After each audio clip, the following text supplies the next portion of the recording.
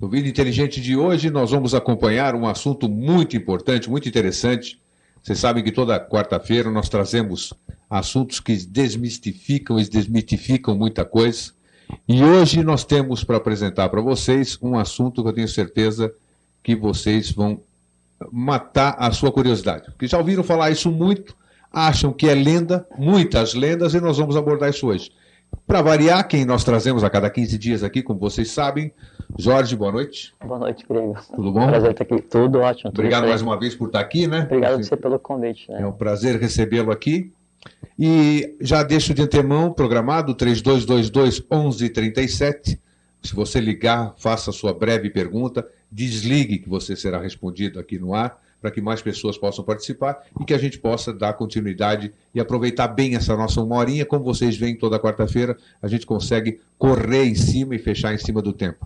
Jorge, hoje nós temos uma visita, um convidado seu, né? Quem é? Temos, o doutor Hilário, o Júnior do Hospital Universitário. Então, tá aqui ao vivo nos prestigiando, né? Até que a gente conversou agora há pouco que quem desejar vir aqui nos estúdios, exato, compartilhar com a gente esse momento ímpar, que isso é uma festividade. Assistir o programa ao vivo. Nós temos alguns Grego. Lugares aqui no estúdio. Você pode não chegar são aqui. Muitos, não chega a 2.000, mas tem tudo bem, pode chegar aqui. E a casa está aberta. Se você tem curiosidade de ver como é feito um programa de televisão, pode vir aqui. Já vieram outras pessoas. Você pode vir aqui, programa com a gente antes. Já liga para mim. Tudo. Né? O Jorge também tem todo o direito de trazer os convidados, mas você está convidado a vir aqui acompanhar e ver como se faz um programa de televisão.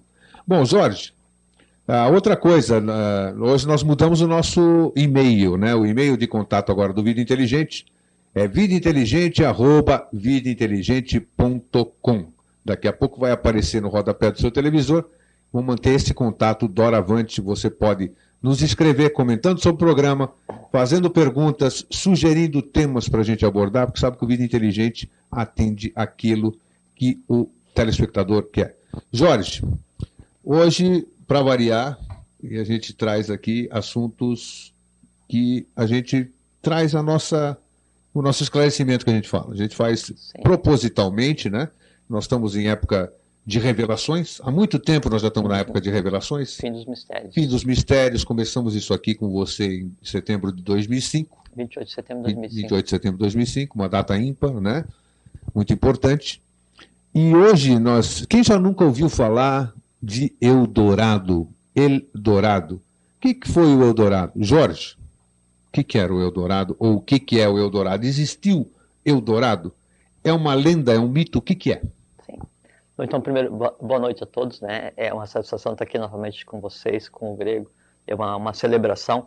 E a gente espera, como sempre, que essa uma hora que a gente vai usar o tempo de vocês seja uma forma de honrar essa uma hora de vida que vocês vão nos dedicar por assistir. E sempre a gente, conforme o Grego sempre fala, nosso interesse é desmistificar e desmitificar. E uma maneira de desmistificar e desmitificar é quebrar esses paradigmas, essas coisas que engessam a mente das pessoas, né? E jogam, literalmente, no dia a dia de uma maneira irreversível. E um desses limites de compreensão, da compreensão humana, é a questão tempo, a questão cronologia. Então, quando você se limita a dizer assim, não, o Homo sapiens apareceu há 50 mil anos, né? A história começou com a invenção da escrita, né? O Egito existe há 3 mil anos. Então, quando você traz muito para perto toda a história humana, então você se diminui e limita a tua capacidade de compreensão. Então, hoje é muito interessante porque, para a gente conversar sobre o Eldorado, nós vamos ter que voltar muito no tempo, né? Um pouquinho, até mais ou menos 2 milhões de anos antes de Cristo. Pouco, não é quase nada. Não, dentro da cronologia, da antropologia da cronologia é pouca coisa. Dentro do sempre que nós estamos falando dentro aqui, do sempre, nada, então, não nada. significa até porque tempo, né, que a gente vai estar conversando aqui agora, é da raiz sânscrita, tan, que é corte, né? Então, o tempo, da maneira que a gente conceitua, ele é um corte na eternidade e a ilusão é maia, né? A gente que cria esse mundo para esquecer o mundo real. Então, hoje, conversando sobre o Eldorado, a primeira coisa que a gente vai ter que fazer é distender um pouquinho a nossa noção de tempo. Vamos nessa. Né? E aí partir para a questão da alquimia, que é uma coisa bem prática do dia a dia. Você falou alquimia. O que é essa alquimia? Nós já falamos em outros programas. Todo mundo alquimia, as pessoas entendem como, primeiro, alguma coisa mágica, né? Se volta no tempo, os alquimistas eram mágicos, eram transformadores, e a gente vê a alquimia, um outro sentido de ver isso aqui, a alquimia no que concerne a transformação, né? Sim. A alquimia transforma. Então, O que é essa alquimia que nós vamos falar hoje para entender o Eldorado? Bom, tem tudo a ver, né? Até porque o Eldorado original, né, ele se reporta à Atlântida, e a Atlântida, ela fabricava o ouro que utilizava para tudo, assim, de talheres a sola de sandália, baseado em processos alquímicos, né?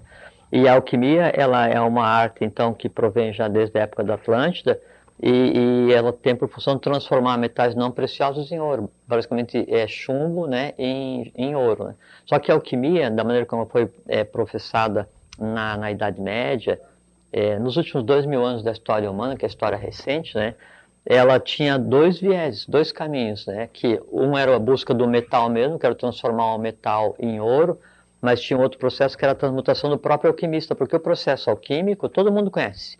Né? A gente pode sentar agora aqui e iniciar um processo alquímico, que daí pega 2 tipos de mercúrio, dependendo da lua que está, então se evapora o mercúrio, pega esse vapor, coloca de lado, espera cristalizar, usa de novo, aplica no chumbo, cria um outro vapor, aplica. E esse processo de repetição, né, aí chega um ponto em que ele cria um elemento transformador, que é o lápis filosoforum, né, que é a suma matéria que é o resultado, e daí onde esse lápis filosoforum tem contato... Ó, nós estamos com eco aqui, ô técnica, dá uma olhada aqui que nós estamos com eco aqui dentro do estúdio. Vamos lá, Jorge. Então, onde esse lápis filosoforum tem contato, eu transformo em ouro, né?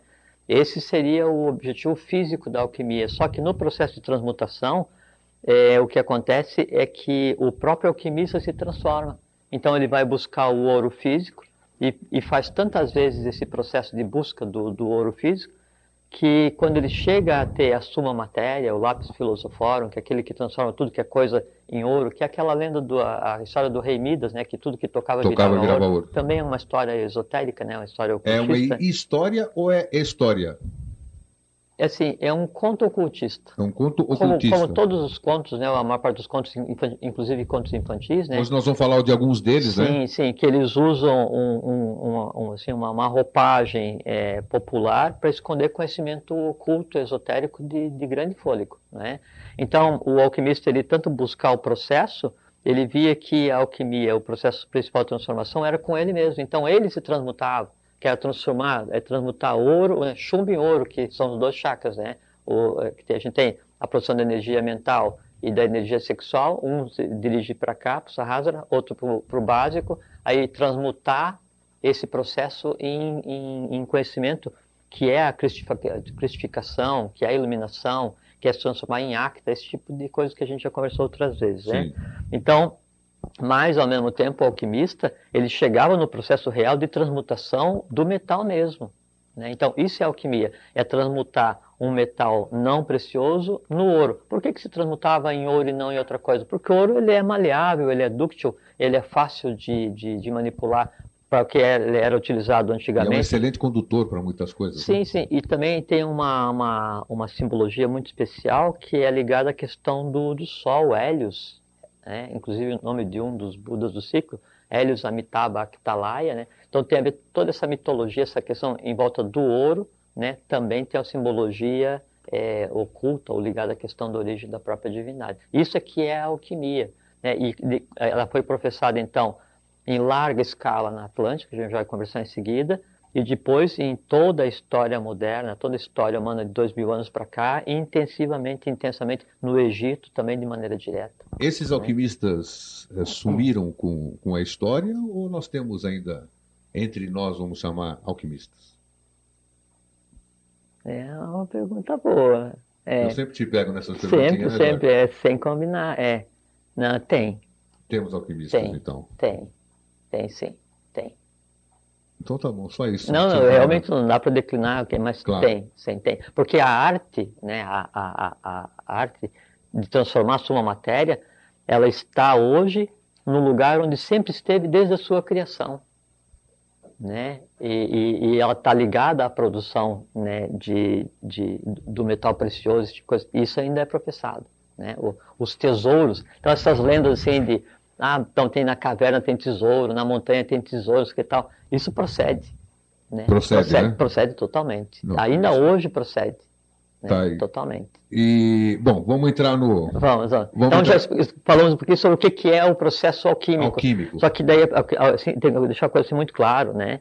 Então, quando a gente pensa em alquimista, então já logo pensa assim, Merlin. Isso. Merlin é alquimista. a tábua redonda, né, existiu de verdade. O rei Arthur, não era Arthur, era Artus, né, e ele tinha 12 cavaleiros e eles tinham por função não a demanda do grau, não procurava o grau, eles tinham por função proteger o grau. Né? E a tábua redonda, ela era formada de três círculos concêntricos, né? Um dos círculos foi dado ao rei Artus pelo próprio rei Melquisedeque. O círculo externo, que tinha quatro totens animais nas pontas, foi dado pelo Merlin mesmo. E esse rei Melquisedeque que você falou agora é o rei do mundo, é o Melquisedeque, ele sempre foi Melquisedeque? Sempre é o mesmo? Sempre é o mesmo. Tá. Melquisedeque é, segundo está na Bíblia, aquele que não tem princípio nem fim de dias. Então, perfeito. Só para se posicionar, para não dizer que existiram dois. Não, e todas as tradições antigas falam a respeito de. Ele está ligado à própria antropogênese. Então é o mesmo. Melquisedeque é um só. Sim, e então ele está ligado diretamente à criação da tábua redonda que existiu de verdade, né? E tinha questão mágica com relação à espada, ao gênio da espada, isso tudo é real. Tá. Né? Então, continuando. Então, quando a gente pensa em alquimista, a gente lembra logo Merlin, né? Realmente Merlin era, mas tem outros Paracelso. Foi um grande, né, alquimista. Né? Newton. Fazia magia oculta, que chamam de magia oculta. Também, Paracelso ele era muito esperto para criar elementais para ajudar em trabalho de laboratório, né? Geralmente o alquimista faz isso, porque o processo alquímico de transmutação do metal é um trabalho braçal, né? Então ele faz o que? Ele cria um elemental ou pega um elemental da natureza e coloca como ajudante de laboratório. Aí todo o trabalho braçal ele deixa para a criatura fazer. Hoje que nós temos aqui um colega médico aqui no auditório, vamos dizer, no nosso estúdio aqui. Um amigo médico. Então, um amigo nosso. A alquimia dentro da medicina é importante também, né? Claro, porque a alquimia, então a gente só vê a alquimia da transmutação do ouro, né, do chumbo em ouro. Só que todo o processo da própria vida é um processo alquímico. Né? Todos os elementos, né, os elementos mágicos, eles têm uma função ligada diretamente a cada uma das raças, a cada um ciclo humano. Então, porque, por exemplo, hoje a gente chama essa arte de curar de medicina. Antes a arte de curar... A genética é uma alquimia, não é? A genética? Toda, meu Deus do céu, toda a alquimia em si, ela é teoria. O que os geneticistas fazem com a alquimia, pegar, transformar tudo aquilo lá. A alquimia em si, ela é teurgia. E a teurgia é o que seria o antepassado da medicina. A medicina teúrgica, que você criava, curava, não baseado somente no entorno, né, e no visível. Você curava baseado naquilo que você sabia e que era o invisível. Então você criava e curava o ser humano de maneira integral, né? Tratando a doença como uma derivada de um processo... Interessante que isso é o que a gente acha, o que hoje a gente distanciou tanto, né? Que é a parte do etérico, vamos chamar, do físico, que vivia tão junto naquele tempo, né? Era uma coisa tão contumaz, né? O de cima e o de baixo conviviam simultaneamente, vamos dizer. Na época da Atlântida, né? na chamada Satya Yuga, na Idade de Ouro, então a própria divindade, o próprio conceito divino coexistia com o humano. Tanto é que, assim, o mito que se tem, até uma das coisas que a gente ia conversar, né? Da fonte da juventude, buscada lá por Ponce de León, que era aquela fonte quando você tomava, desde que começar. A fonte da juventude, ela existe realmente, né? Só que ela não é uma fonte de água, ela é uma fonte de conhecimento. É uma forma também de você se preservar, de se manter. Manter o teu corpo vital, inclusive, estável, fazer com que ele não se desgaste também, que a gente sabe que isso é factível. Só que isso é uma arte que também é dominável. Sim. Né? Por assim, você vê todos os patriarcas hebreus viviam 400, 500, 600, 700 anos. Os iniciados, os que trabalham consciente a favor da lei, eles determinam o seu ciclo vital, né? Se retiram do trabalho e voltam sem passar pelo que a gente conceitua como morte.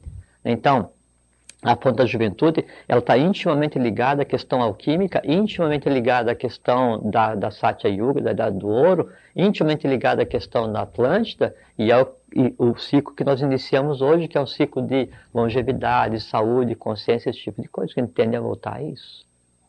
Tá? Nós não estamos... Parece que a gente se distanciou muito, né? Não, alguns milhares de anos, mas alguns milhares de anos, exato. Voltando... que assim...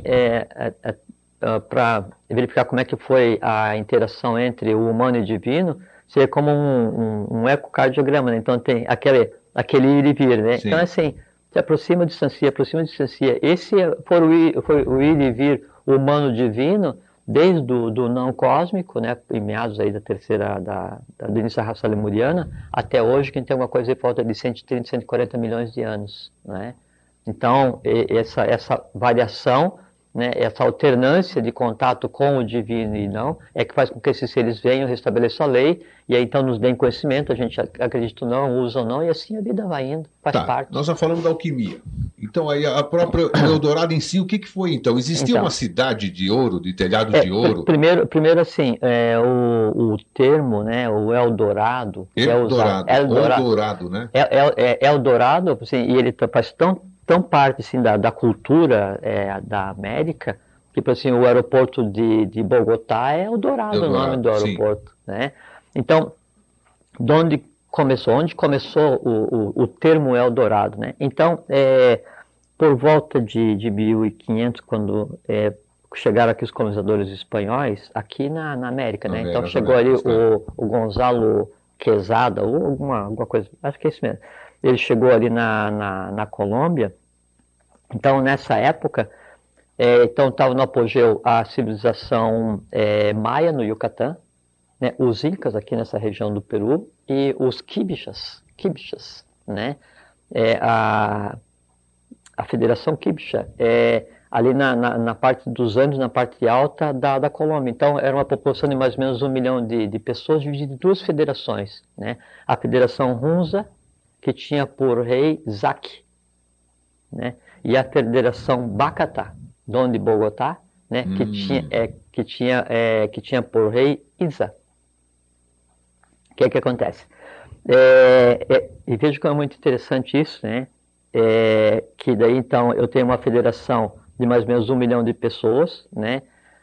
Com uma diferença com relação aos maias e os incas, porque eles não conquistaram ninguém, nunca teve guerra, era uma civilização pacífica, da cultura muisca, e também muito interessante o termo muisca, porque vai nos remeter à Atlântida, já vamos falar a respeito disso. Então, o Zaque e Isa, eles governavam duas partes dessa federação. A Federação do Norte, né, era governada por Zaque, e a outra, a Federação do Sul, por Isa. Esse da Federação do Sul, eles eram tidos como divindades, descendentes diretos de Botica. Então, assim, a gente sempre fala... Quem era Botica? Pois então, vamos contar a respeito. Então, tem assim, a gente fala assim, Jesus, o Joshua Ben Pandira, né, o da igreja, Moisés, Cunaton, Akhenaton, o Odin, né, Quetzalcoatl, Manco Capac e Mama Oclo, vários, né? Só que tem alguns que não são muito conhecidos. Botica era um desses. E veja a coincidência que ele... Mas era um deus colombiano, vamos chamar assim? E ele é tido como saído das águas, muito comum isso, né? Que a divindade, todas as divindades saíram das águas, né? E branco e de barba. Por isso que quando os espanhóis chegaram no México foram tidos como deuses, porque eles eram brancos e barbudos. E aqui daí na Colômbia é a mesma coisa. E então, esses que governavam essa federação quibixa, eles eram tidos como descendentes diretos de Botica, da divindade, do Manu do povo. Esses seres que a gente citou, na verdade, eles são Manus dos povos, né? Assim como dos índios brasileiros, assim como o Caramuru, né, foi o Manu, né? Assim como Noé foi o Manu, assim como Vaivasvata foi o Manu que deu início à raça ária, na meseta do Pamira, a raça branca, né? Então, esses Manus, eles vêm para restabelecer, para trazer a lei e formar um novo ramo racial, trazer de volta aquela verdade pura, né, da origem das coisas. Então, esses dois eram tidos como se fossem derivados diretos de Botica, né? E aí, então, um representava o Sol, que era do norte, e outro representava a Lua, que era do sul. Esse que representava a Lua, então, ele tinha por hábito, periodicamente, se banhar em pó de ouro, porque tinha muito, era um processo alquímico, né? A gente vai conversar. Se banhava, e aí ia para uma lagoa, perto de Bogotá, Guatavita, o nome da lagoa. E aí, então, ele era chamado de Eldorado. Esse rei, ele era o Eldorado. Então, e aí esse mito do rei Eldorado, então ele era conhecido de toda essa nação quibixa, né? Então, mais ou menos 1 milhão de pessoas com um alto grau de evolução nas artes, ciência, arquitetura, medicina, literatura, astronomia, alquimia, tudo que é coisa, né? Quando os espanhóis chegaram, só que assim, esse mesmo mito do Eldorado, né, a gente chama de Eldorado por causa disso, né, por causa desse, e o Gonçalo Quezada, então foi o primeiro a divulgar essa questão do mito do Eldorado. Só que esse mito da cidade, onde até até a rua era de ouro, os telhados eram de ouro, tudo existia entre os maias, entre os incas, astecas, toltecas, entre os era um mito ou era uma realidade? Não, o mito existia entre eles. O mito existia entre eles. Existia entre eles, tanto é que o Eldorado, esse que se chama hoje, não é por causa da cidade, é por causa dos Quibchas, que era o rei que chamava de Eldorado. Mas aí isso tudo tem sua origem, primeiro, né, na questão que o ouro era realmente abundante, né, e era guardado internamente. Não é? Tanto é que quando aqui no Peru eles os espanhóis sequestraram, não vamos usar o termo sequestraram, né? Os espanhóis aprisionaram o Atahualpa. Sim. Aí eles exigiram como resgate um quarto não sei se é 16 por 22 metros, né, quadrados, e na altura do Atahualpa, de ouro. Aí os incas juntaram essa quantidade em poucos dias, né, entregaram, e mesmo assim eles sacrificaram ali o Atahualpa, né, e aí iniciou um processo de degradação do Império Inca. Alguns se dispersaram, outros voltaram para o seu lugar de origem e acabou, né? Então o ouro era realmente abundante e ele está hoje onde sempre esteve, completamente abundante, à disposição, né? Mas não é daí o mito da questão do Eldorado. Para falar sobre a origem do Eldorado, a gente tem que voltar então um pouquinho mais no tempo e falar sobre a Atlântida. Tá, pera só um minutinho. Doble, coloca aí um intervalozinho rápido para nós e a gente volta em um minutinho, porque não conseguimos entrar no começo. Ele já vai nos assinhos, a gente aproveita e já fala sobre o Eldorado. Tá. Até daqui a pouco.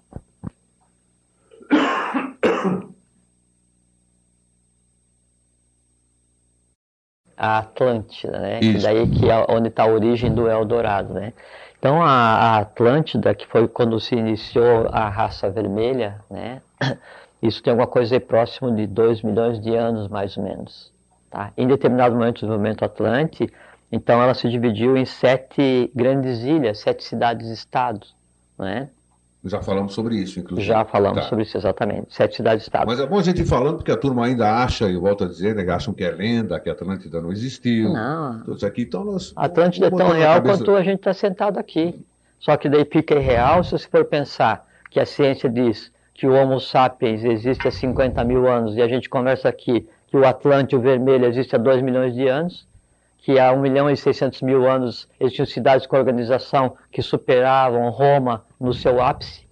Então. 1 milhão e 600 mil anos, aí lógico, e 50 mil anos é uma coisa. A gente falou agora há pouquinho aqui, quando começou a raça lemuriana, em terceira raça lemuriana, uma coisa aí quase com 135 milhões de anos, que é o negro, né, que é o ciclo, que é o gigante.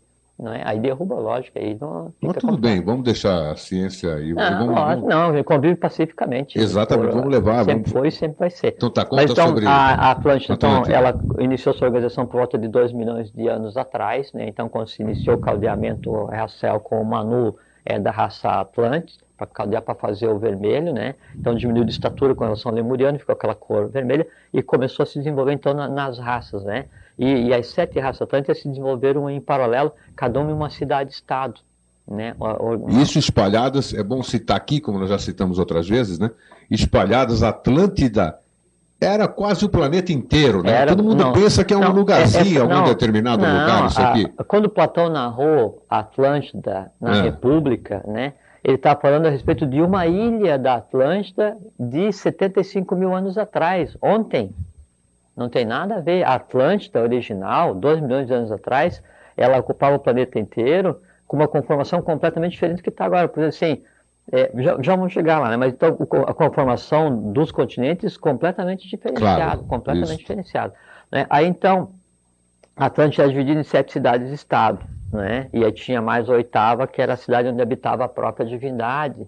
Daí o conceito de Satya Yuga, de idade do ouro. Né? Exatamente. Aí por volta de mais ou menos 200 mil anos, antes disso, então tinha 2 dessas cidades-estado, e quando digo cidade-estado, uma ilha, continente, né, com alguns milhões de habitantes em cada uma. Então, duas dessas cidades-estado, elas eram, uma delas sendo a capital dos turanos e outra dos toltecas, ela tinha como nome, uma delas era a Cidade das Portas de Ouro, Sim. veja, e a outra, ela era conhecida como a Cidade dos Telhados Resplandecentes. Por quê? Isto, essa que é a famosa. Exatamente. Por quê? Porque nas duas se professava a alquimia e nas duas o ouro era usado como metal de trabalho. Sim, como material de construção, vamos chamar assim. Também Acabamento. utensílio doméstico para fazer a armadura dos guerreiros, para fazer o acabamento dos vimanas, dos discos voadores, que eram os carros normais de locomoção deles naquela época, né? Para pavimentar esse tipo de coisa, né? Era usual porque não precisava ir na natureza buscar. O processo alquímico de pleno conhecimento de todos eles fazia com que fosse produzido em larga escala e não tinha valor nenhum. Tinha um metal precioso à época, né? Esse sim. Esse era o que seria o equivalente ao ouro hoje, que tem o nome de oricalque. Oricalque, eu já ouvi falar disso. Então, esse era o metal, né, precioso à época. O ouro não, o ouro era material de trabalho. Então, isso volta até 1.600.000 anos. Quando foi por volta de 200... Bom, uma dessas cidades, a dos telhados, veja como é interessante. A cidade dos telhados resplandecentes, ela estava situada no que é hoje parte do Amazonas, né, e parte do Mato Grosso, Roncador. Então você pergunta assim, onde é que é? Pô, a região é grande para Chuchu, né? Puxa, você pega mas era alguns milhões de habitantes nessa cidade-estado, não é assim? Quando a gente pensa Atlântida, e pensa, não, Atlântida é uma ilha, ali todo mundo amontoado, e é uma lenda, nada disso. Uma parte nisso, considerando que ali era... essas sucumbiu, a Atlântida como continente sucumbiu. Sim. Alguns desses lugares, que nem você acabou de citar agora, Roncador e uma parte da selva amazônica onde existiu a cidade dos telhados resplandecentes. Sim. Seriam hoje, que nós já falamos em programas anteriores, seriam embocaduras ainda atuais? Mas não só. Não só. Não só, e não é uma embocadura, mas várias. A gente pode até falar a respeito, porque a gente vai falar agora sobre a questão depois da lenda ali do Alibaba. Exatamente. Aí a gente chega na questão da embocadura. Tá, dá tempo. Temos tempo, sim. Temos tempo, sim, então, aí, a cidade dos telhados resplandecentes era no Brasil. Então, a pergunta que a gente fez de início, né? Aonde é o Eldorado? Aonde era o Eldorado? No Brasil. Na região do Mato Grosso, Serra do Roncador, subindo para o Amazonas. Existiu o Eldorado? Existiu. Há quanto tempo existe o Eldorado? Não é a lenda, a história do Eldorado? Existe desde meados da raça Atlante. Então, o conhecimento a respeito do Eldorado, do lugar onde se professava a alquimia, onde o ouro era usado como material de consumo normal por todos, né, tem mais de 1 milhão de anos. Por volta de 200.000 anos atrás, então aconteceu um cataclismo, porque a Atlântida, ela ficou nesse apogeu por centenas e centenas de milhares de anos. Primeiro sucumbiu uma parte, né? Depois foi o resto. Né? Aí então, essas 7 cidades, né, 7 ilhas continentes, aí houve o primeiro cataclismo Atlante, aí então sobraram duas ilhas continentes, chamado Daitia e Ruta, né? Ruta, né, que é onde daí tem a ver com o Brasil, para se ter uma ideia do que é uma ilha continente à época, né? Ela pegava do Egito ao Brasil. Puxa, do Egito ao Brasil, né? Parte da América... 12 mil quilômetros em linha parte reta. Da América Central, né? Parte da América Central e o pedaço da América do Norte. Isso é muito interessante porque, assim, eu pessoalmente ouvi, né, com relação a isso. Então, assim, eu estava com os chavantes no Roncador e aí queria saber sobre essa questão do antepassado. Chavante, porque tem regiões no Roncador que quem guarda é o chavante morcego, que são embocaduras, os índios né? morcego, Exatamente. E o chavante morcego não tem nada a ver com índio, ele é branco, 2 metros e pouco, as coisas assim e tal. Que não é nosso objeto hoje, mas só para contar. Aí eu, pessoalmente, conversando com o pajé, tem o pajé atual, o pai do pajé e o antigo. Então, conversando com o antigo, então ele contando, tradição oral dos chavantes, eu sou testemunha. Contando, então, que todos os anos os chavantes subiam em direção ao norte e iam por uma faixa de terra para o lugar de onde tinham vindo os pais deles. E em uma época... né, remota, contam os pais dele, eles fizeram esse caminho e quando chegaram a determinado lugar, era só água. né? Então, há a tradição Chavante narrando o que aconteceu em 9.534 a.C., que foi o dilúvio. O dilúvio? É. Tá. No ano 11 de Can, 11º Muluc, Seisak, segundo o Códex dos Maias, nesse exato dia afundou a última ilha da Atlântida. Então, esse último afundamento ter-se-ia dado em que ano? 9.564 a.C. 9564 AC. Isso. Tá. Exatamente. Teria sido o último dilúvio ou teria sido o dilúvio? O dilúvio. O tal dilúvio aconteceu nessa época, então? Exatamente, nessa época. E aí tem a coincidência de datas em todas as tradições. Mas então, por volta de 200 mil anos, então afundaram as outras 5 cidades, sobraram da Haiti, Ruta. A Ruta pegava do Egito até aqui no Brasil, né? Pegava a parte da América e tal, e da Haiti fica na parte de cima. Aí depois, por volta de 75 mil anos antes de Cristo, aí aconteceu um terceiro cataclismo atlântico, né? E aí Ruta da Haiti afunda, não é? Aí os continentes ficam com a sua formação quase parecida com o que é hoje, quase parecida, sim. Exatamente, né? Com o que é hoje, e aí fica só a ilha de Poseidones. Em 75 mil, então, afunda essa coisa toda e fica Poseidones. Poseidones é o que o pessoal pensa que é Atlântida, que daí é uma pequena ilha, né? No que hoje se conceitua como Oceano Atlântico. E isso é que é narrado por Platão. Sim, que é a última parte, né? Exatamente, que é a última, 75 mil anos é ontem. Eles acham que a Atlântida era aquilo, por isso que ficam procurando aquela coisa. 75 mil anos atrás é ontem, né? Então ali ele narra como é que era a organização política da Atlântida, narra a sinarquia, como é que a Atlântida... E tem outros narrativos não feitos por Platão, né? Então a Atlântida, assim, a ilha, Poseidones, é assim, muito linda, porque ela era uma cidade... ela em círculos, né? Assim, concêntricos. Sim, então, tem até muitas. Você abre a internet e você tem a configuração, né? Ela era em círculos assim, né? Exatamente. E aí cada círculo com uma tônica, 7 tônicas, né? E o oitavo principal seria o equivalente ao que seria a 8ª cidade Atlântida. Só que daí com esses processos todos de queda da Atlântida, e quando aconteceu a queda maior da Atlântida, então...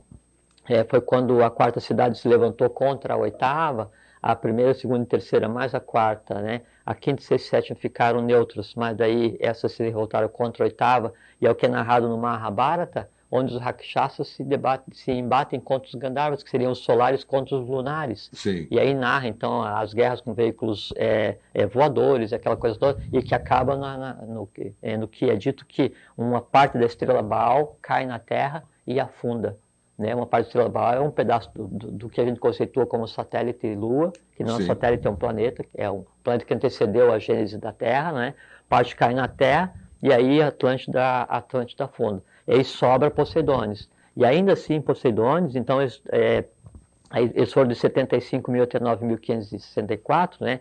Então nesses 60 e poucos mil anos, atingiu novamente o ápice, né? Só que daí nessa época já existia o Egito. Né? O Egito ele é contemporâneo da Atlântida, né? E aí existia assim, várias outras nações de pessoas que tinham saído da Atlântida antes dos cataclismos anteriores. Né? Então, polinésios, índios da América do Norte, da América do Sul, chineses, todo o pessoal que tem essa tez, essa cor avermelhada, né? E depois agora tendendo para a amarelada, derivados diretos da Atlântida, né? E egressos desses processos múltiplos de afundamento.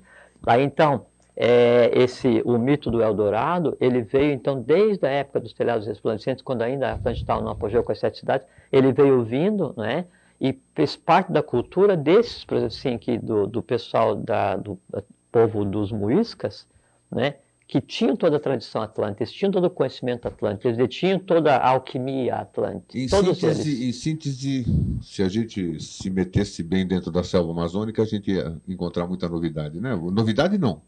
E achar muita construção. Vamos encontrar. Vamos encontrar? Parte desse processo que está acontecendo agora de transição do que era oculto para o visível, do que era o ex-ocidente, Oriente Lux para o et-ocidente Lux, que a luz está no ocidente, é exatamente o resgate da própria história humana dono de Atlântida é parte importante. Acho que o tamanho do desmatamento que estão fazendo na Amazônia, nós vamos acabar descobrindo pelo desmatamento. Não, é que muita informação é sonegada, porque assim, algumas fotos satélites mostram perfeitamente as pirâmides Com alinhadas. certeza, isso já foi na levantado. internet tem muita coisa a respeito e tem muita coisa oculta ainda para ser divulgada. Vamos entrar nos templários aí, onde entram os templários na... Sim, essa questão da alquimia e essa questão da transformação dos metais, né? E então, quando os templários foram para serem fundados em 1118, né? Sim. Antes, então, existia uma ordem que era a Ordem de Maris, ligada diretamente ao governo oculto do mundo, a Agartha, Shambhala, Melquisedeque, essa tradição toda que vem da Atlântida já. E aí, então, eles tinham uma função que era tentar fazer os Estados Unidos da Europa, e eles foram lá para a região de Jerusalém para criar uma ordem. Então, se estabeleceram na Abadia de Notre-Dame de Monte Sião, que era uma igreja bizantina dedicada à Mãe Divina, né? E aí, então, o rei, na época, manda esse pessoal que ia criar essa ordem se hospedarem no que seriam as estrebarias do templo do rei Salomão, né? Só que isso, assim, entre aspas, o que diz a história, né? Só que daí, na verdade, foi passado para eles todo o conhecimento alquímico necessário para gerar riqueza, para fazer a unificação do que interessaria depois, que era a questão de unificar a Europa, que acabou acontecendo agora, né? Os templários tentaram, Napoleão tentou, todos orientados pelos mesmos seres, né? E agora a coisa acabou acontecendo. Aí, a alquimia, o braço alquímico dos templários na época, era a Ordem da Calatrava, né? E que ficava na Espanha, em Santiago, na região de Santiago, né? O que era essa Ordem de Calatrava? A Ordem da Calatrava. Eu já sei também que tem o símbolo é uma cruz bonita, vermelha, uma cruz, né? Com 4 flor de lis, né? A flor de lis, ela é o símbolo da Agartha. Então, quem usa a flor de lis é emissário da Agartha, não é? Tanto é que quando houve a Revolução Francesa, foi porque aí na época os Bourbons, eles tinham conspurcado a flor de lis. A flor de lis, ela tinha uma tônica de lei e já não era mais. Mas não teve gente com o símbolo da flor de lis que não foi flor que se cheirasse como muito. Então muito. essa aí. E por quê? Por quê?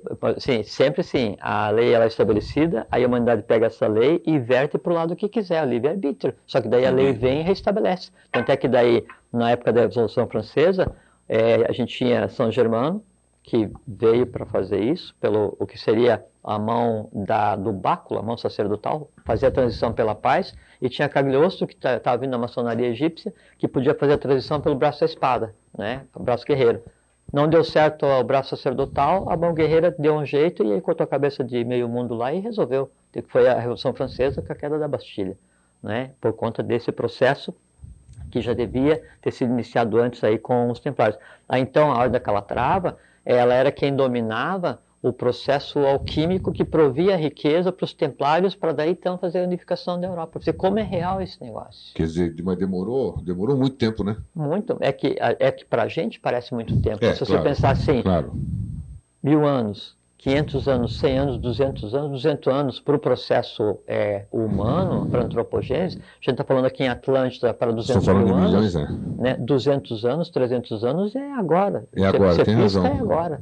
Né? Essas coisas que nós íamos abordar, e vamos abordar hoje também, a questão dessas lendas, você me dizia, antes da gente abrir o programa, que essas lendas, elas têm um quê de verdade? Como é que é isso aí? Por exemplo, eu vou deixar você falar. Tem a história de Aladim, que parece que Aladim é a separação de dois nomes. Você já fala sobre isso, que eu também já andei fuçando, né? Eu já fico vendo durante a semana. A Alice no País das Maravilhas, As Mil e Uma Noites, Ali Babá e os 40 Ladrões. Branca de Neve e os Sete Anões. Então, por mais incrível que pareça, nós não estamos ficando loucos aqui, não. Não. De tanta gente falar essas coisas, o telespectador pode achar que nós estamos ficando... E na água não tem nada, não. E também não tem nada, exatamente. Eu parei de fumar também, não estou fumando nada. Jorge? A gente se diverte aqui, mas é porque é divertido mesmo. É muito interessante, que eu não sei se alguém já abordou, não importa se alguém já abordou, mas hoje vai ser um dia que nós vamos abordar isso. O que são estas histórias na verdade? Claro, além de uma historinha, bonitas, que todas as crianças sabem, todas da nossa geração, com certeza, e as novas também, né, apesar desses novos desenhos que vieram, o que trazem essas histórias de real?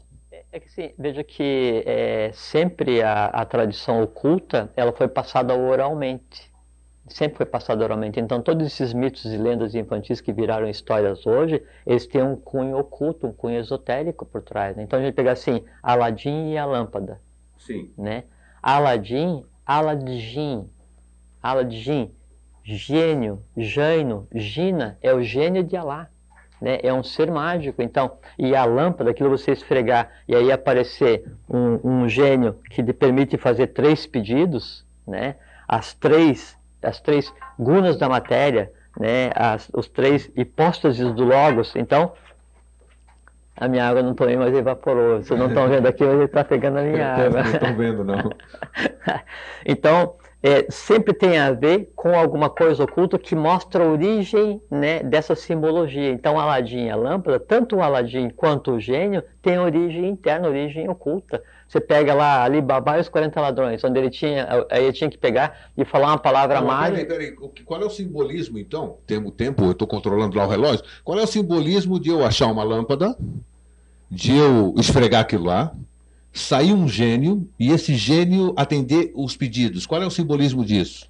Sim, isso isso é o simbolismo externo. Agora, perfeito. Esse processo ele é interno. Ele é interno, tá? Explica isso aí. O polir a lâmpada e da lâmpada sair um gênio é expressar a divindade que existe em cada um de nós. O polir, o burilar, né? O lustrar. Espiritualizar a matéria. Exatamente. Tá. É um processo alquímico. Sim. É um processo alquímico, né? E aí, então, o gênio, né, o gênio que é criado se apresenta para Aladdin, que é o próprio gênio de Alá. É gênio frente a gênio face a gênio. Então você é o próprio alquimista, a lâmpada é você burila a sua própria lâmpada. Lógico. Cria o gênio e o gênio atende aquilo que você quer. Vontade, sabedoria e atividade. Perfeito. Querer, saber, fazer. Tá. Né, que é transformação, superação e metástase. Ótimo. Né? Então, transformação dos acontecimentos, superação dos ciclos, metástase dos avataras. Eu sou ele. Tatuam-se, eu sou ele. Quer dizer assim, quando acontece esse processo de Aladim fazer surgir o gênio surge nele, realizando os desejos dele. Só que os desejos dele já não são mais para ele, são os desejos dele para a humanidade. Ele assume a condição de gênio, que é a mistura do que seria o gênio anímico da lâmpada com o gênio de Alá, da divindade, que é o próprio Aladim. Essa é a tônica. Perfeito. Né? Aí você pega uma outra história, Ali Babá e os 40 ladrões. Tá, e eu quero saber também do tal do Abre-te Sésamo aí, que era a chavinha, né? Exato. E veja, então, e sempre assim, né? Então, essas histórias antigas, você tem uma caverna que tem uma pedra mágica, que você fala alguma coisa, ela se move, você entra e depara com o tesouro mais... Isso. E é.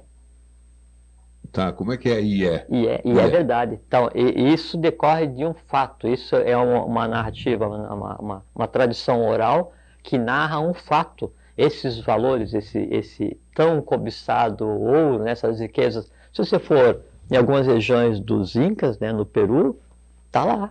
Sim, claro, dentro das montanhas. Foi nos Maias, tá lá. Eu estou numa Colômbia, de Aramumuro ali, que é uma pedra ali. Diz que você pode transpor aquilo lá. Pode. Eu estive lá. Pode. Né? E tem a palavra de passo, só que daí então é aquilo que você tinha perguntado antes, a questão da embocadura. Sim. Né? Tem a entrada, que daí, então na entrada você inadvertidamente pode ir para algum lugar e se deparar com uma realidade que você pode achar que é fantástica, só que não lhe diz respeito. Né? E aí então, como tem a questão do vitriol, visita inferior à terra, retificando e venha omnia lapidem, quer dizer, vá, veja bem por onde e volte, como diz Dante, quando ele está escrevendo a Divina Comédia.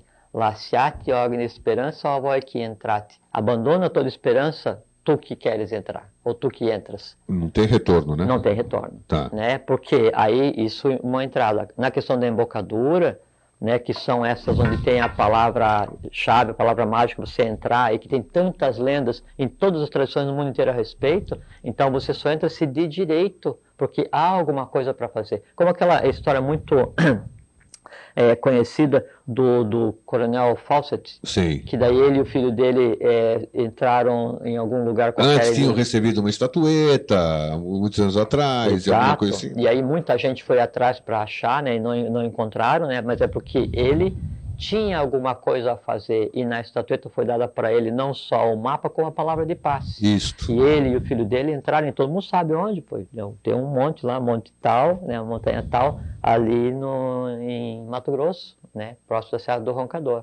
Agora você vai lá, então a gente sabe exatamente qual é que é o monte, qual é que é a entrada, como é que é a questão dos degraus, depois para que lado você tem que descer, só que é o seguinte, fazer o quê? Turismo? Perfeito. Se não for convidado... É como a questão, assim, tem muitas essas histórias, assim, de a pessoa, então, encontra o gênio, encontra a entrada, e daí ela consegue ir, e aí ele tem aquele tesouro fabuloso, ela chega lá, tem muitos desses filmes que falam sobre os maias, e Sim. Então chega naquela coisa esplendorosa, maravilhosa, e assim, tá aquela ouro, joia, pedras preciosas e tal, e você vai ter ali a coroa, você vai e mexe em um, e aí desanca a coisa toda, desmonta, a pedra fecha, não sei o que e tal, e é por aí. E é por aí mesmo. É por aí mesmo, é por aí mesmo. Né? Então todas as tradições têm a ver com isso. Né? Então ele falou do Alibaba, é porque há realmente uma palavra de paz para você chegar nesses locais. E a mistura dessas lendas, não é? Com a tradição dos indígenas, né? dos ameríndios, né? E mais a ânsia dos conquistadores por encontrar o dourado, então tinha expedições de 100, 200, 500, 5 mil homens, né, atravessando a América Central, América do Sul. Para buscar a Cidade do Ouro. Achava que era na Patagônia, no Brasil, na Venezuela, na Colômbia, no Peru, na região do Yucatán. Jamais encontraram nada. Mas eles iam para saquear, na verdade, né? Eles queriam ouro, né? Só ouro. Tanto é que a maior parte deles morreu tentando. Isso. Como não podia deixar de ser. Né? A maior parte. Então, ambição. Jamais, lógico, jamais. Eles tinham uma função. Essa questão dos conquistadores, né? Então a gente vê com uma maneira negativa, mas é bom a gente fazer um resgate aqui que é muito importante. O novo ciclo que está acontecendo agora, não é? A partir de 2005, ele pressupunha que aqui no Brasil estivesse reunido tudo o que foi produzido humanamente em termos de mente, em termos de seres humanos, em termos de criação. E aí então aqui já estava a Vergonte, aqui já estava a linha dos vermelhos, os Atlantes, que é a quarta raça, né? Aí faltava vir aqui para o Brasil o quê? Os brancos, né? Que seria a quinta raça-mãe. Aí o que aconteceu? Deu aquela confusão toda lá na Europa, anda para cá, anda para lá e tal, os olhos secretos dão suporte aqui, suporte ali e tal. Península Ibérica, vupt para o Brasil e com descobridores. Né? E aí então vieram os portugueses e espanhóis. E Portugal foi criado para isso. Olha. Foi criado para isso. Né? E um dia a gente pode conversar a respeito. Podemos, claro. E aí então tinha duas vertentes muito intensas e havia um acordo entre elas, né, que era Portugal e Espanha, de se lançar para a América. Em se lançando para a América, lógico que teve o aspecto negativo, como sempre, né? De daí vir destruir todas as culturas, mas porque veio junto a questão religiosa. Aí degringolou a coisa toda. Só que tinha que vir os valores da raça branca para cá. Daí, então tinha aqui o vermelho, veio o branco, e aí faltava vir os valores da raça negra do lemuriano, que florescia nessa época na África. Aí o que aconteceu? Isso veio, né, de uma forma que a gente julga errada, mas a lei dura lex sed lex. Né? O que tinha que tirar de lá e vir para cá veio. Aí misturou aqui vermelho, branco e negro, para criar o que é a raça do futuro, que é o que está sendo feito aqui agora. Uma outra história que é muito importante, nós estávamos falando até antes de começar o programa, As Mil e Uma Noites. O que é As Mil e Uma Noites? Então, a mesma coisa. O Mil e Um, então, é uma série de contos, são as tônicas do conhecimento, né? Você pega, por exemplo, assim, a Organização Atlante eram 7 cidades mais uma oitava.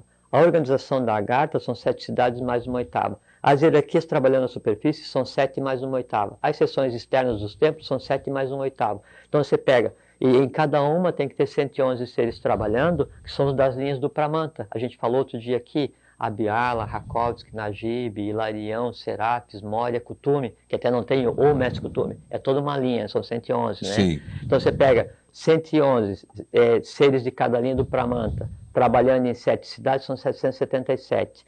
Na cidade central, na oitava, são 111 casais, mais 222, são 999.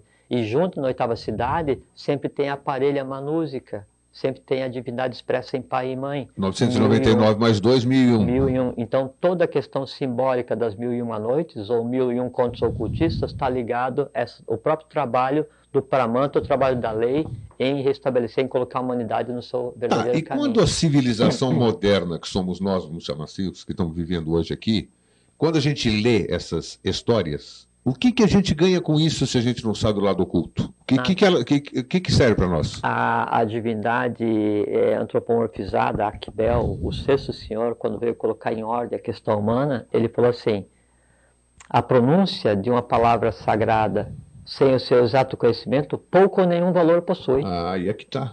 É por isso que, para se iniciar, para entender o que acontece, para se situar no mundo, nessa vida conturbada como é hoje, é necessário estudar, é necessário ler, é necessário se instruir. Não precisa você tentar saber tudo, né, de tudo, mas foque em alguma coisa e tire o véu de Maia, tire o véu da ilusão daquilo dali e você vai ficar chocado positivamente com o que é a realidade. Porque a realidade, isso é uma coisa muito interessante, a realidade, ela é absolutamente mais fantástica do que qualquer fantasia que seja vendida hoje para a população. Eu acredito, então, mas é isso que eu digo. Mesmo que a gente queira se desvencilhar, o que nós estamos fazendo é exatamente isso. Essa que é a nossa intenção, o nosso programa. Isso. Mas o universo que nós estamos fazendo é muito pequeno perante o todo, vamos chamar assim. Não, Grego, sabe por quê? É porque, assim, hoje a lei, ela opera por escalas, por modelos. Então, o fato de a gente estar conversando aqui, eu e você, vamos supor que não tivesse ninguém assistindo, né? Tá... Como é que é teu nome? O Marcelo. O Marcelo está aqui. E o Hilário, o Júnior está aqui. E o dobro está ali. Tá lá atrás, então, nós estamos em 5 aqui. O que é importante é o seguinte, é que está sendo verbalizado. Você falou sobre isso, mas... Está sendo falado. Então, a gente está trazendo à luz, a gente está dando vida a algo que existe desde a sua gênese, mas que não é falado. Isso que é reverberação importante. Sempre terá. Não, a gente conversar hoje sobre o Eldorado e mostrar que o Eldorado, na verdade, está ligado às cidades estelares resplandecentes, então o Eldorado era no Brasil e é no Brasil, só que tem mais de 1 milhão de anos, o conceito de Eldorado, independente de quem queira acreditar ou não, muda. O que a gente tem que ter é não ficar preso a conceitos, a preconceitos, né? A princípios do mental concreto. Tem que estar com a mente aberta, duvidar de tudo, questionar tudo, mas não rejeitar nada por indução. Né? Mais uma história, então. Alice, o que tem Alice no País das Maravilhas? O que era Alice no País das Maravilhas? A Alice no País das Maravilhas é uma analogia da visita de um ser humano aos mundos internos. Como é que é? A visita de um ser humano aos mundos internos. Interessante. Aí cada uma daquelas etapas, às vezes a questão da cronologia, aquilo e tudo, tem a ver com a descida de alguém e o deslumbramento com o que é feito, com o que acontece lá embaixo. Essa questão da Alice no País das Maravilhas, ela tem a ver, assim, alguns mosteiros do Tibete, né, ainda hoje, então de período em período são selecionados 49 lamas, e eles são preparados por 49 dias, para descer. Eles descem? Descem. Os lamas? Olha que interessante. Até determinadas regiões, não é? Sim. Há processos mágicos de preparação, e eles descem e têm contato com pelo menos uma parte da realidade daquilo que a gente considera como inexistente. Então, por isso que essa questão que a gente aqui no Ocidente considera como absurdo, não sei o que e tal, e dúvidas e mitos, coisa assim, para o pessoal do Oriente, né, isso faz parte da rotina do dia a dia, da cultura geral. Perguntar no ar, porque o telespectador não sabe praticamente o que eu vou dizer aqui. Mas continua, seria essa preparação toda, seria ainda na região de Ladakh, né? Ainda ou não? Também, mas não só. Mas não só. Você falou a questão de embocaduras, né? Então tem embocaduras, né, tem na região de Lé, Ladakh, né, no deserto de Gobi, mas tem na Austrália, né, tem no Yucatán, tem no Peru, apesar de você tem no falar Roncador, tem Itaparica, tem o Oriente ocidentalizou-se, né? A luz veio para o Ocidente. Isso, o você olho acabou de do dizer mundo... que são preparados lamas. E os lamas a gente sabe que estão no Oriente ainda. Sim, mas só que assim, Não só lamas, então. Não, são preparados lamas, mas só que assim, é que esse processo de descida é como se fosse uma renovação de contrato, né? Mas é que assim, é como se a realeza, né, a divindade tivesse se deslocado do Oriente para o Ocidente, né? Mas a lei continua trabalhando no mundo inteiro. No mundo inteiro. Não existe assim, não só eles, mas se reportando a... Entendo. Entende? A gerência, que se pode dizer, né? O norte, né, dessas coisas todas, ela parte de um lugar, né? Sim. Isso em termos de planeta inteiro. Ela parte do Brasil. Do Brasil. Do Brasil. Bom, estamos esperando esse momento fantástico aqui do Brasil. Nós já estamos falando Não, disso nós aqui somos seres há privilegiados. 2 anos aqui, ó. Nós somos privilegiados Nós, porque eu considero que nós estamos 2 anos mais próximos, então, da coisa. nós estamos há 2 anos no futuro, já é Exatamente, diferente, né? E um futuro que ele é surpresa para a humanidade e para a própria divindade, coisa que jamais existiu. E nós somos seres privilegiados porque a gente está nascendo por mérito próprio, depois de centenas de encarnações, no Brasil, nessa época, né? Conscientemente, né? E trabalhando à nossa maneira em função da lei. Isso jamais foi feito. Então, aqui, já que nós temos hoje um convidado aqui também, né? Nós vamos precisar de médico no futuro, Jorge? Hã? Vamos precisar de médico? Sim, mas aí o médico ele vai ser de tal maneira integrado à teurgia, né, que ele vai tratar daí não mais a doença de uma criatura, ele trata o gênero humano. Tratar o gênero humano. O gênero, então vai tratar. É um processo químico. A medicina, ela tende a uma abrangência, né, tão grande, onde não se trata mais a individualidade. Seria interessante isso, esse aspecto aqui. Não, Bom, o que nós temos? 2 minutinhos? Hoje nós estamos cheios de sinalzinho aqui, ó. Hoje tá. Sinal do Câmara, sinal da Bastadores. Hoje tá. Rédea curta, né? Não, acho que parece tentar convencer que estão nos chamando educadinho. de rebeldes, né, Jorge? Rebeldes aqui. Bom, vou deixar então você, com esses 2 minutos, para eles não falarem mal da gente aqui, depois que terminar o programa. Eu só queria comentar uma última coisa, que daí é muito interessante, é que assim, então aqui nessa região da Bolívia, né? Da Bolívia? Desculpa, aqui eu estava falando da região dos Muiscas, de Bogotá, na Colômbia. Colômbia. Então, ali se chama a cultura muisca, né? E isso é conhecido já há milhares de anos, né?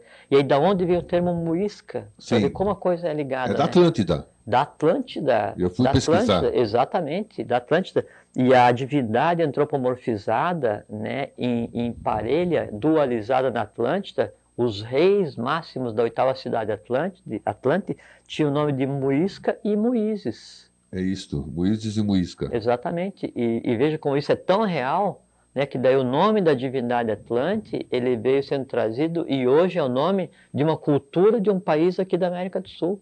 Então isso tem que ficar muito claro. Não é história de criança, não é lenda, não é fábula. É a realidade, é história, só que é uma história que, por enquanto, não faz parte dos livros na escola. Mas eu tenho certeza que no futuro vai fazer, né? Não tenho a menor dúvida. A palavra final é sua, obrigado por ter vindo aqui. Obrigado a você, Greg. Nós estamos, então, eu gostaria que você determinasse falar sobre o Eldorado de cada um. Eu acho que seria bom para a gente terminar o nosso programa hoje, né? Então, independente da quantidade e do brilho do ouro que esteja à sua frente, à minha frente, à tua frente, à frente de vocês, você só vai conseguir ver se você estiver com os olhos livres. E Akbel, quando se manifesta para mudar a humanidade agora, ele diz: cada um constrói o seu próprio mundo para que o meu permaneça ignorado. Então, essas nuances, essas dificuldades, essa complicação desnecessária do dia a dia que cada um de nós cria e plasma, ele só serve para impedir que cada um de nós veja o seu próprio Eldorado, que cada um de nós veja a riqueza que tem em si, cada um de nós veja a divindade que há em cada um de si mesmo, que cada um de nós passe por um processo alquímico e que veja face a face o seu próprio gênio. Considere-se um Aladim, um gênio de Alá, um Jain, um Jina, e é o que nós somos.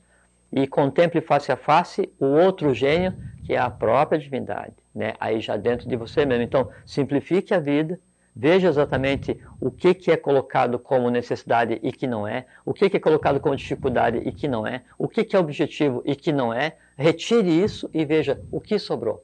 O que sobrou é você. E o que é você? É a própria divindade em atuação entre a humanidade, que também tende a ser uma coisa unificada divina. Fazendo isso, fraternidade universal, amor incondicional, paciência com todos os seres visíveis e invisíveis. E aí deriva o quê? Alegria ilimitada e felicidade ilimitada, e aí vem longevidade e saúde e paz para todo mundo.